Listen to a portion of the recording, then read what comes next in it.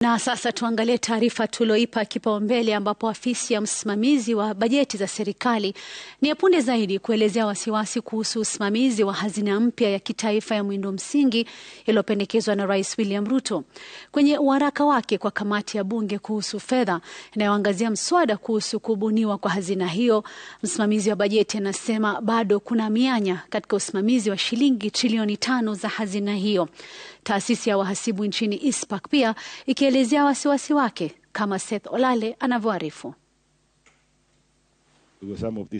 Taasisi zinazohusika na masuala ya fedha na uhasibu zinaelezea wasiwasi kuhusu usimamizi wa shilingi trilioni 5 zinazokusudiwa kuwekezwa kwa hazina ya kitaifa ya miundo msingi.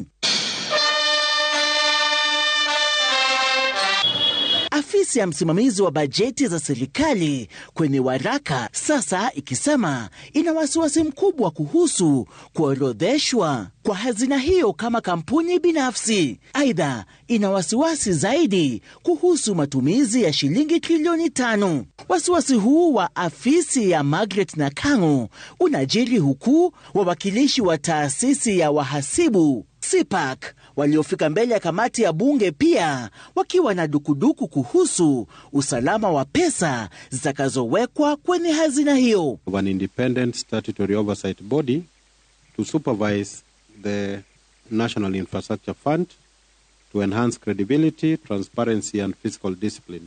Aidha, wataalamu wa kifedha waliotoa maoni yao wakitaka uwazi zaidi katika usimamizi wa hazina hiyo. So the absence of clearly articulated offenses and penalty provisions tailored to the operational realities of the fund creates a structural vulnerability, leaving enforcement to general statutes that may not adequately address the specific risks associated with the NIF.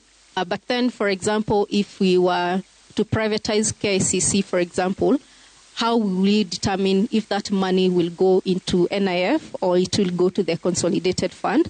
The bill does not address the exit strategies of the investments that that the fund has entered into, including the investment horizons or the reinvestment of proceeds. While clause 24 2G requires the cabinet secretary to prescribe standards and procedures on the management of conflict of interest, this applies only to project-level conflicts during investment selection and not conflicts of interest that the cabinet secretary may personally have in relation to specific projects.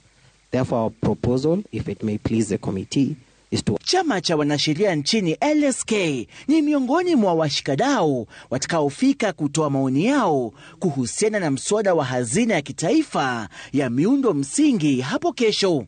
Seth Olale, runinga ya Citizen.